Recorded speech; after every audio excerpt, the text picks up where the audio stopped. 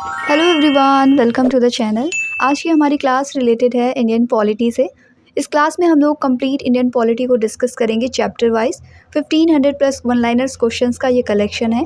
Start करते हैं भारतीय संविधान और राज व्यवस्था से, जिसमें हम लोग डिस्कस करने वाले हैं भारत का संवैधानिक विकास, संविधान के विभिन्न प्रावधान और उनके स्रोत, भारतीय संविधान के भाग, अनुसूचियाँ, विशेषताएँ, उद्देशिका जिसे प्रस्तावना कहते हैं, संघ व राज्य क्षेत्र, नागरिकता, मूल अधिकार, नीति निर्देशक तत्व, मूल कर्तव्य, राष्ट्रपति, उपराष्ट्रपति, केंद्रीय मंत्रिपरिषद, महान्यायवादी और नियंत्रक तथा महालेखा परीक्षक, संसद, राज्यपाल, राज्य विधानमंडल, उच्च न्यायालय, केंद्र राज्य संबंध, आपात उपबंध, वित्त आयोग, नीति आयोग, निर्वाचन आयोग और कुछ प्रमुख आयोगों को डिस्कस करेंगे। साथ में राजभाषा, पंचायती राज एवं नगर पालिका, संविधान संशोधन और कुछ मिसलेनियस टॉपिक्स।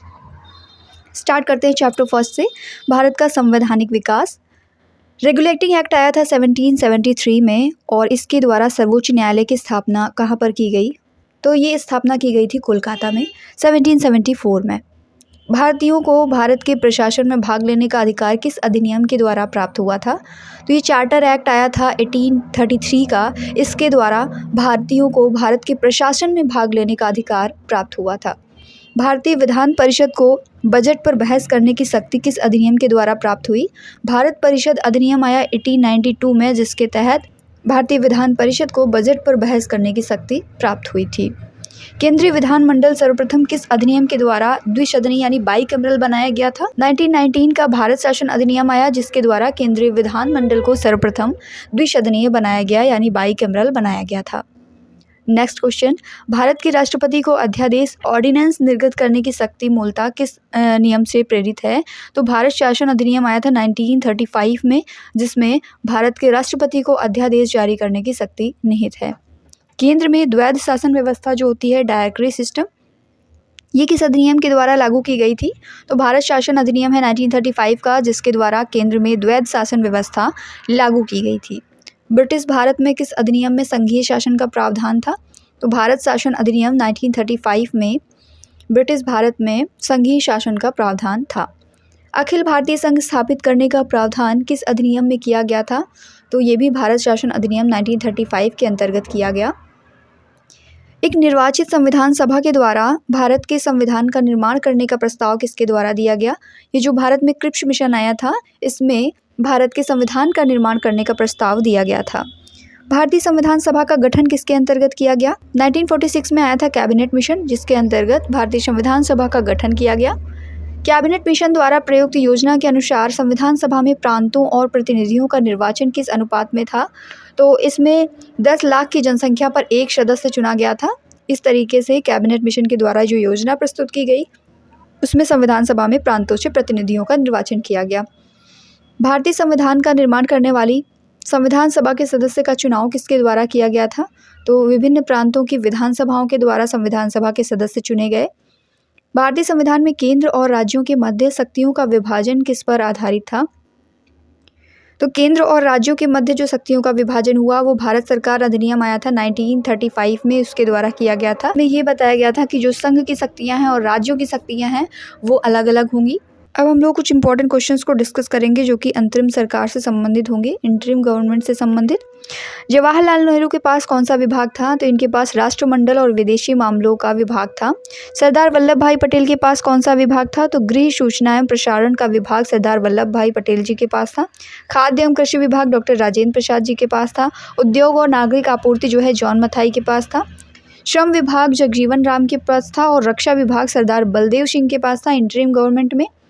वित्त विभाग लियाकत अली खान के पास था। शिक्षा और कला का जो विभाग है वो सी राजगोपालाचारी के पास था। भारत की संविधान सभा की पहली बैठक कब हुई थी? तो ये हुई थी 9 दिसंबर 1946 में।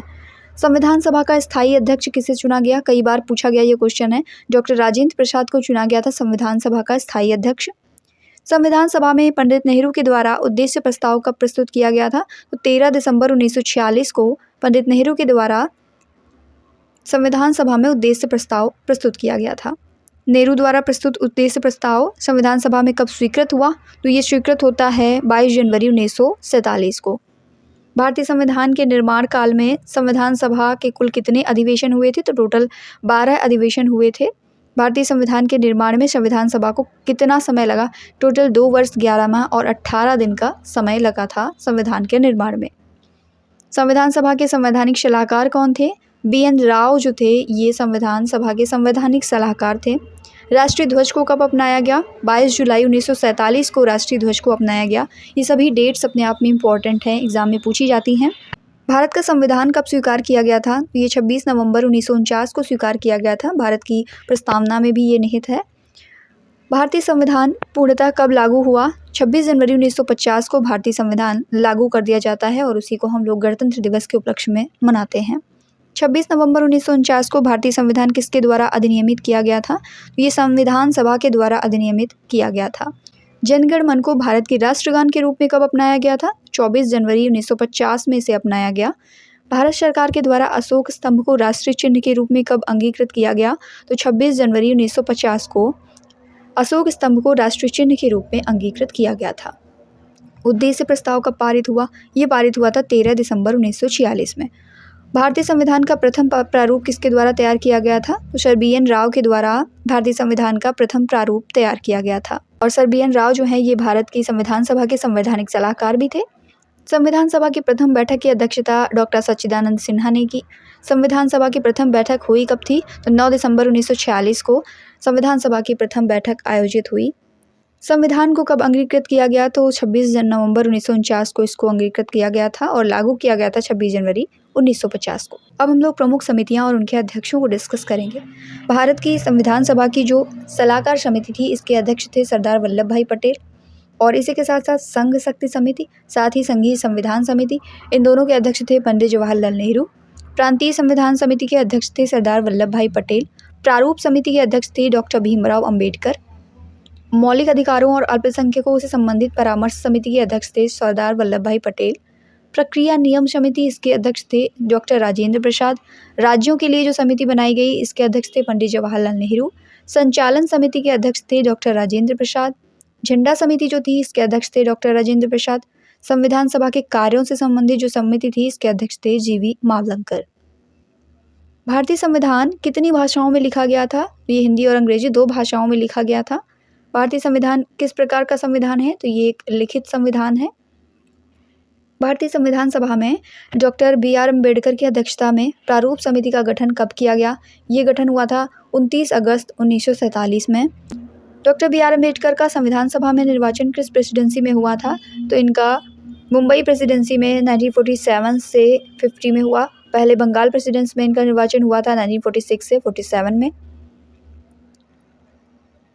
अब हम लोग चैप्टर 2 को डिस्कस करेंगे, संविधान के विभिन्न प्रावधान और उनके क्या क्या स्रोत रहे हैं। यहाँ से भी कई क्वेश्चंस एग्जाम में देखने को मिलते हैं। भारतीय संविधान में मौलिक कर्तव्यों का विचार किस देश से लिया गया है? तो ये सोवियत संघ के संविधान से लिया गया है। भारतीय संविधान में राज्य में जो नीति निर्देशक तत्व हैं इनकी संकल्पना कहाँ से ली गई? ये आयरलैंड के संविधान में निहित है। भारतीय संविधान की प्रस्तावना में जो स्वतंत्रता, समानता और बंधुत्व का सिद्धांत है ये कौन से देश से लिया गया है? तो ये फ्रांस से लिया गया है। न्यायिक पुनर्विलोकन जो है जुडिशियल रिव्यू, इसकी संकल्पना किस देश के संविधान से ली गई है? तो ये अमेरिका के संविधान से ली गई है। संवैधानिक संशोधन का प्रावधान दक्षिण अफ्रीका से लिया गया। आपातकालीन उपबंध जो है ये जर्मनी के वीमर संविधान से लिया गया। भारत की जो संघात्मक व्यवस्था हम देखते हैं ये कनाडा के संविधान से ली गई है। शक्तिशाली केंद्र के साथ साथ संघात्मक व्यवस्था कनाडा के संविधान से लिया है। और समवर्ती सूची ये लिया गया है ऑस्ट्रेलिया के संविधान से। भारतीय संविधान में निहित विधि द्वारा स्थापित प्रक्रिया जो है ये जापान के संविधान से प्रेरित है। सामाजिक, आर्थिक और राजनीतिक न्याय का जो आदर्श दिया गया है ये रशिया के संविधान से प्रेरित है। संसदीय विशेषाधिकार की परिकल्पना जो है ये ब्रिटेन के संविधान से ली गई है। मूल अधिकार संयुक्त राज्य अमेरिका के संविधान से शामिल किए गए हैं। प्रस्तावना के जो शब्द हैं हम भारत के लोग, इसको संयुक्त राज्य अमेरिका के संविधान से ग्रहण किया गया है। स्वतंत्र न्यायपालिका ये संयुक्त राज्य अमेरिका के संविधान से ली गई है। और सर्वोच्च न्यायालय के न्यायाधीशों को पद से हटाने की प्रक्रिया जो है ये भी अमेरिका का जो संविधान है उसी से निहित है। उच्च न्यायालय के न्यायाधीशों को पद से हटाने की प्रक्रिया भी अमेरिका के संविधान से ली गई है। राष्ट्रपति पर महाभियोग को किस देश के संविधान से ग्रहण किया गया है? ये भी संयुक्त राज्य अमेरिका के संविधान से ग्रहण किया गया है। जनहित याचिका को किस देश के संविधान से ग्रहण किया गया है? तो ये भी संयुक्त राज्य अमेरिका के संविधान से ग्रहण किया गया। उपराष्ट्रपति के पद को संयुक्त राज्य अमेरिका के संविधान से लिया गया। साथ के साथ यथोचित विधि प्रक्रिया जो है ये भी संयुक्त राज्य अमेरिका के संविधान से ली गई है। इसके अलावा में विधि का शासन, संसदीय शासन प्रणाली, एकल नागरिकता, द्विसदनी व्यवस्था, ये सभी ब्रिटेन के संविधान से ग्रहण किए गए हैं। विधि निर्माण की प्रक्रिया, सर्वाधिक मत के आधार पर चुनाव पर जीत का निर्णय और विधायिका में अध्यक्ष का जो पद होता है उसकी भूमिका, साथ में संसदीय विशेषाधिकार, ये सभी भी ब्रिटेन के संविधान से लिए गए हैं। राज्यसभा के सदस्यों का जो निर्वाचन होता है इसको दक्षिण अफ्रीका के संविधान से लिया गया है। शक्तियों का वितरण और अवशिष्ट शक्तियों का केंद्र में निहित होना, ये कनाडा के संविधान में निहित है। केंद्र द्वारा राज्यों में राज्यपाल की नियुक्ति की जाएगी, ये कनाडा के संविधान में निहित है। उच्चतम न्यायालय का परामर्शी न्याय निर्णयन और साथ में संघात्मक जो विशेषताएं हैं ये भी कनाडा के संविधान से लिए गए हैं। प्रस्तावना की भाषा जो है ये ऑस्ट्रेलिया के कॉन्स्टिट्यूशन में निहित है। राष्ट्रपति की निर्वाचन पद्धति और राज्यसभा में सदस्यों का नामांकन, ये दोनों आयरलैंड के संविधान से लिए गए हैं। आपातकाल के समय में मूल अधिकारों का जो स्थगन होगा, ये कॉन्सेप्ट कहाँ से लिया गया है? तो ये सोवियत संघ रूस से लिया गया है। गणतंत्रात्मक व्यवस्था को किस देश के संविधान से ग्रहण किया गया है? तो ये ली गई है फ्रांस के संविधान से। स्वतंत्रता, समानता और बंधुत्व, इसका जो सिद्धांत है ये भी फ्रांस से लिया गया है। मूल कर्तव्यों का जो कॉन्सेप्ट है ये लिया गया है सोवियत संघ रूस से। बहुत ही इंपॉर्टेंट है, कई बार एग्जाम में पूछा गया है कि मूल कर्तव्य जो है भारतीय संविधान में ये कौन से संविधान से ग्रहण किए गए हैं? तो ये सोवियत संघ रशिया के संविधान से लिए गए हैं। प्रस्तावना में सामाजिक, आर्थिक और राजनीतिक न्याय का जो आदर्श दिया गया है ये भी रशिया से लिया गया है। भारतीय संविधान पर सर्वाधिक प्रभाव किसका पड़ा? तो भारत शासन अधिनियम आया था 1935 का, सबसे ज़्यादा इफेक्ट इसका पड़ा है। और कई सारे रूल्स एंड रेगुलेशंस जो डायरेक्ट हमारे कॉन्स्टिट्यूशन में भारत शासन अधिनियम से ही लिए गए हैं, इसीलिए सर्वाधिक प्रभाव इसका पड़ा है। नाउ चैप्टर नंबर 3 को डिस्कस करेंगे, भारतीय संविधान के भाग।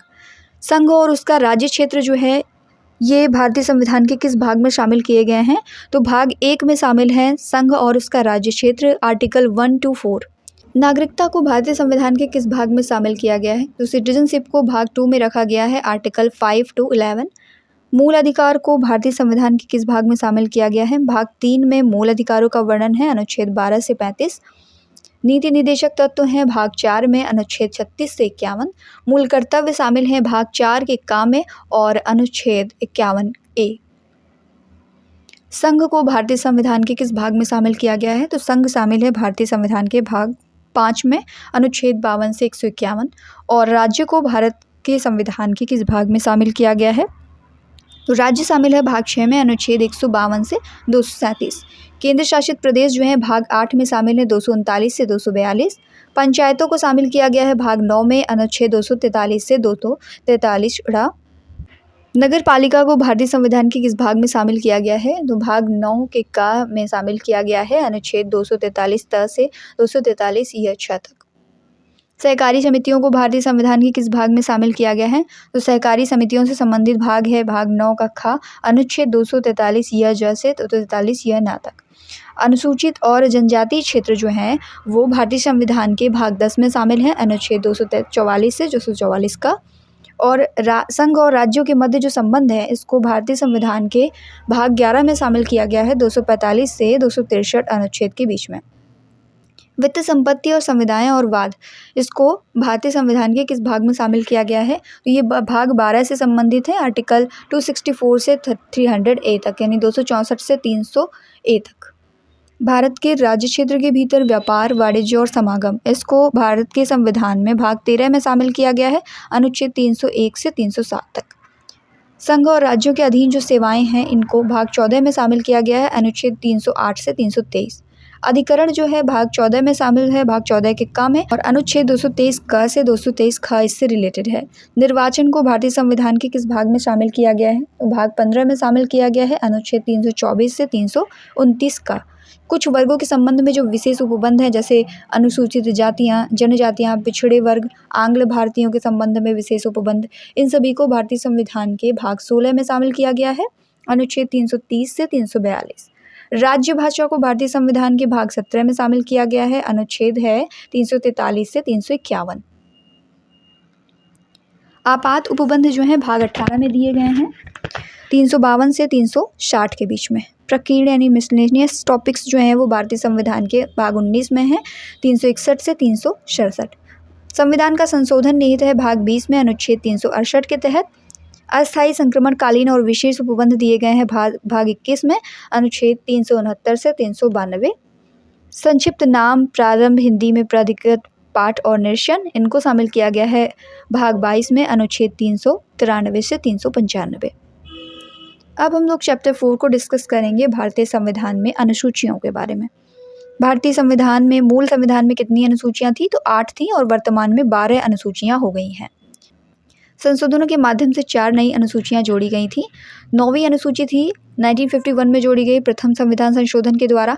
10वीं अनुसूची 52nd संविधान संशोधन जो आया था 1985 में, इसके द्वारा जोड़ी गई। 11वीं अनुसूची जोड़ी गई थी 1992 में 73वें संविधान संशोधन अधिनियम के द्वारा, और 74वें संविधान संशोधन अधिनियम 1992 के द्वारा 12वीं अनुसूची जोड़ी गई थी। भारतीय संविधान की जो प्रथम अनुसूची है इसमें कौन सा प्रावधान है? तो राज्यों का नाम और उनका न्यायिक क्षेत्र, संघ राज्यों के नाम और उनकी सीमाएं इसमें शामिल हैं। हमारा जो संघ राज्य क्षेत्र है उससे संबंधित अनुच्छेद 1 से 4 हैं, इसीलिए भारत के राज्यों के नाम और उनके जो न्यायिक क्षेत्र हैं इनसे संबंधित जो प्रथम अनुसूची है इससे संबंधित अनुच्छेद भी 1 से 4 हैं। संविधान की जो दूसरी अनुसूची है वो किससे संबंधित है? सरकारी पदाधिकारियों का जो वेतन और भत्ता होगा इससे संबंधित है दूसरी अनुसूची। इससे संबंधित अनुच्छेद कौन कौन से हैं? 59, 65, 75, 97, 125, 148, 158, 164, 186 और 221। ये आर्टिकल्स जो हैं वो दूसरी अनुसूची से संबंधित हैं। कौन कौन से सम्मिलित सरकारी पदाधिकारी होंगे? जैसे भारत के राष्ट्रपति हैं, राज्यों के राज्यपाल, लोकसभा के अध्यक्ष और उपाध्यक्ष, राज्यसभा के सभापति और उपसभापति, राज्य विधानसभाओं के अध्यक्ष और उपाध्यक्ष, राज्य विधान परिषदों के सभापति और उपसभापति, सर्वोच्च न्यायालय के न्यायाधीश, उच्च न्यायालयों के न्यायाधीश, भारत के नियंत्रक एवं महालेखा परीक्षक, ये सभी शामिल होंगे। तो दूसरी अनुसूची में इन पदाधिकारियों के वेतन और भत्ते का डिस्कशन किया गया है। भारतीय संविधान की तीसरी अनुसूची किससे संबंधित है? तो ये शपथ और प्रतिज्ञा से संबंधित है। किसकी शपथ इसमें शामिल होंगी? इनका जो प्रतिज्ञान है उसके प्रारूप दिए गए हैं। कौन कौन से उम्मीदवार होंगे? जैसे संघ के मंत्रियों से संबंधित शपथ और प्रतिज्ञाएं, संसद के निर्वाचन हेतु अभ्यर्थी जो होंगे, संसद के सदस्य, सर्वोच्च न्यायालय के न्यायाधीश, भारत के नियंत्रक और महालेखा परीक्षक, राज्य मंत्री, राज्य विधानमंडल के निर्वाचन किए गए अभ्यर्थी, राज्य विधानमंडल के सदस्य, उच्च न्यायालयों के जो न्यायाधीश होंगे। अगर बात करें कि तीसरी अनुसूची से संबंधित अनुच्छेद कौन कौन से हैं? 75, 84, 99, 124, 146, 173, 188 और 219, ये अनुच्छेद जो है तीसरी अनुसूची से संबंधित हैं। भारतीय संविधान की चौथी अनुसूची राज्यसभा में राज्यों और संघीय क्षेत्रों का प्रतिनिधित्व करती है। चौथी अनुसूची से संबंधित अनुच्छेद हैं 4 और 80। भारतीय संविधान की जो 5वीं अनुसूची है इसका संबंध है अनुसूचित क्षेत्र और जनजातियों के प्रशासन से। इससे संबंधित आर्टिकल है 244। भारतीय संविधान की 6ठी अनुसूची में शामिल है पूर्वोत्तर क्षेत्र के जनजातीय क्षेत्र, नॉर्थ ईस्ट रीजन जो है हमारे भारत का, उससे संबंधित जो ट्राइबल एरिया है उससे रिलेटेड है 6ठी अनुसूची।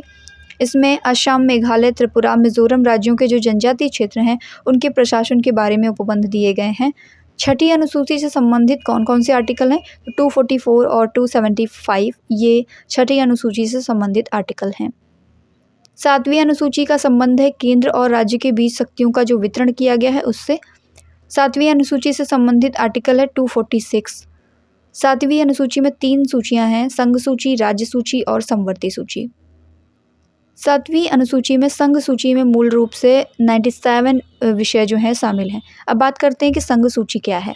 संघ सूची में ऐसे विषय शामिल किए जाते हैं जो राष्ट्रीय महत्व के हैं और पूरे देश के लिए एक समान लागू होते हैं, यानी कि यूनियन लिस्ट में शामिल जो भी टॉपिक्स होंगे उनको संघ सूची में रखा जाएगा।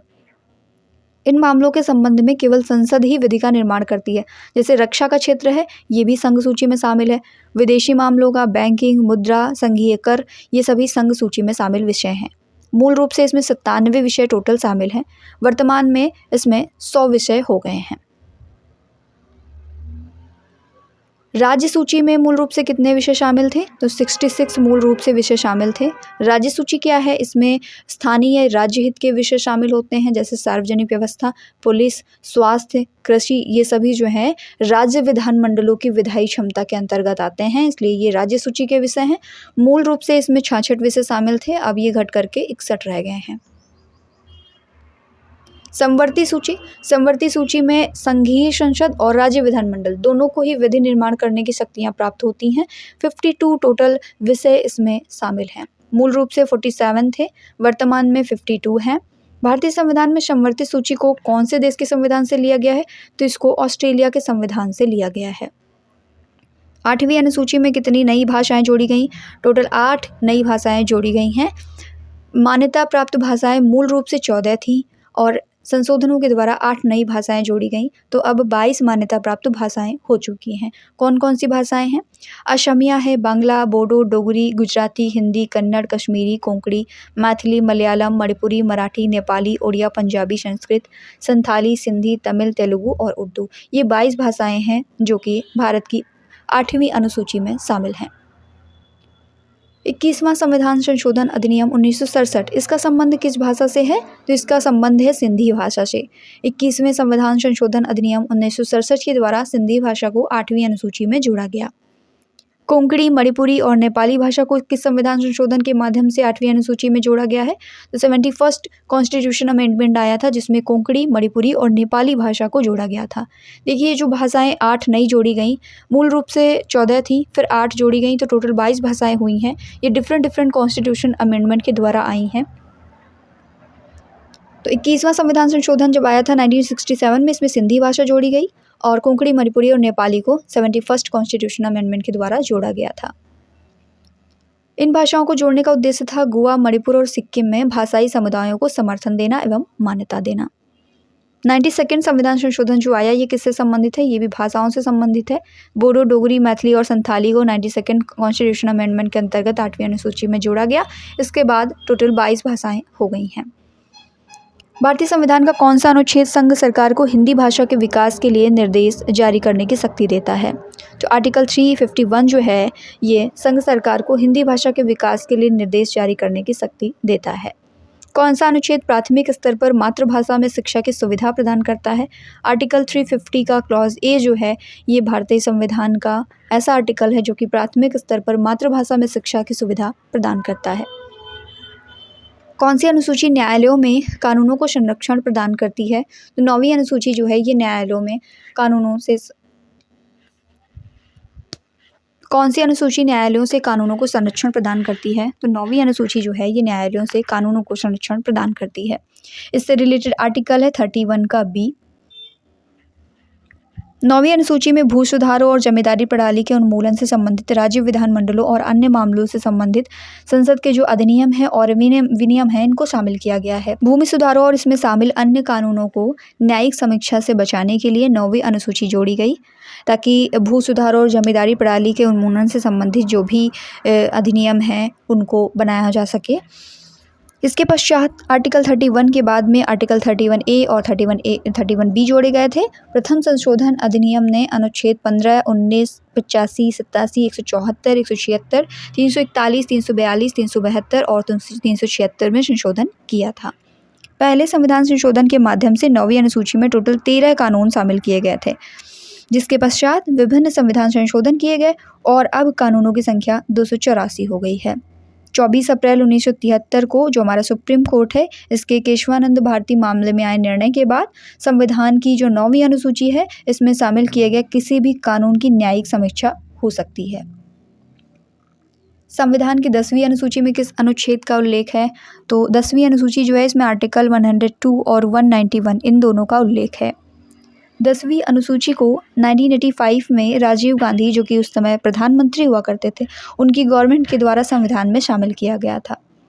वर्ष 1985 के अधिनियम के अकॉर्डिंग किसी राजनीतिक दल के 1/3 निर्वाचित सदस्यों द्वारा दल बदल को विलय माना जाता था, लेकिन जब 91st का कॉन्स्टिट्यूशनल अमेंडमेंट एक्ट आया 2003, इसके द्वारा इसमें बदलाव किया गया और अब कानून की नज़र में वैधता के लिए किसी भी पार्टी के कम से कम 2/3 सदस्यों को विलय के पक्ष में होना अनिवार्य होता है।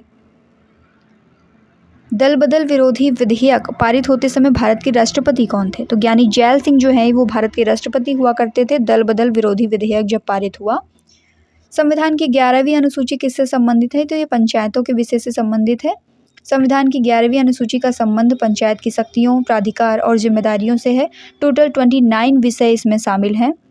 ये जो 11वीं अनुसूची है इसको 73वें संविधान संशोधन अधिनियम 1992 के द्वारा जोड़ा गया था। 11वीं अनुसूची से संबंधित अनुच्छेद है 243 का क्लॉज जी।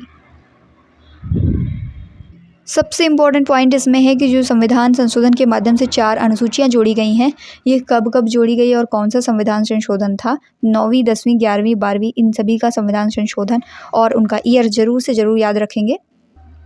नाउ नेक्स्ट, संविधान की 12वीं अनुसूची का संबंध किससे है? तो इसका संबंध है नगर पालिकाओं के कार्य और उनकी जिम्मेदारी से।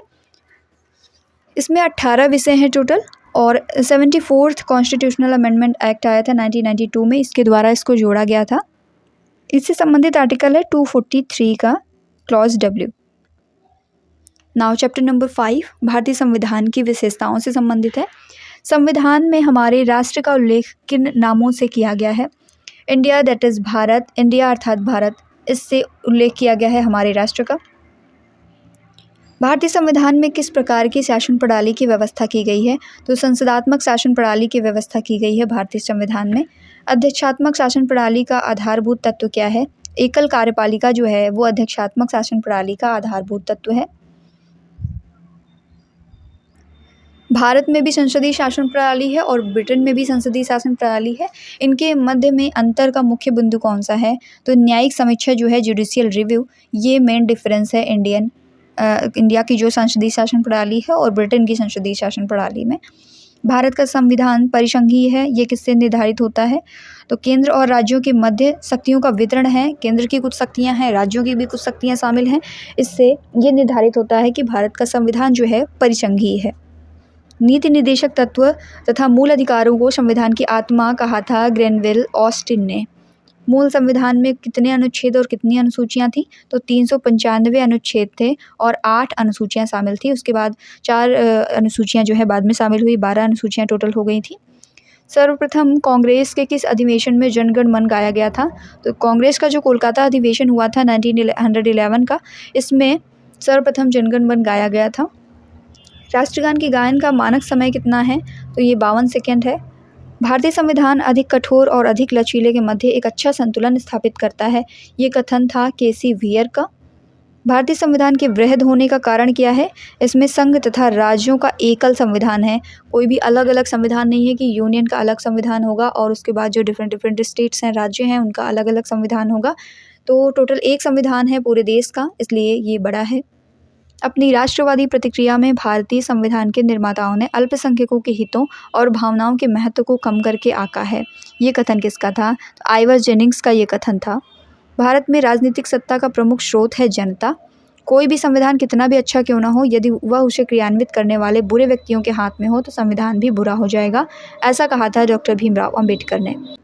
संविधान को संघात्मकता के तंग ढांचे में नहीं ढाला गया है, ये कथन भीमराव अंबेडकर जी का था। भारत की स्वतंत्रता के बाद भारतीय राष्ट्रीय कांग्रेस को एक राजनीतिक दल के रूप में भंग कर दिया जाना चाहिए, ये सुझाव महात्मा गांधी जी ने दिया था। नेक्स्ट, भारतीय संघवाद को सहकारी संघवाद किसने कहा है? तो ग्रेनविल ऑस्टिन ने भारतीय संघवाद को सहकारी संघवाद की संज्ञा दी है। अध्यक्षात्मक शासन प्रणाली में कार्यपालिका की समस्त शक्तियाँ किसमें निहित होती हैं? तो राष्ट्रपति में निहित होती हैं। अध्यक्षात्मक शासन प्रणाली जो होती है इसमें कार्यपालिका की समस्त शक्तियाँ राष्ट्रपति में निहित होती हैं और इसकी एक और ख़ास बात होती है कि इसमें एकल कार्यपालिका होती है। भारत का राष्ट्रीय पशु कौन सा है? बाघ है। भारत का राष्ट्रीय पुष्प कमल है। राष्ट्रीय पक्षी है मोर और राष्ट्रीय वृक्ष है बरगद का पेड़, जिसका साइंटिफिक नेम है फाइकस बेंगलेंसिस।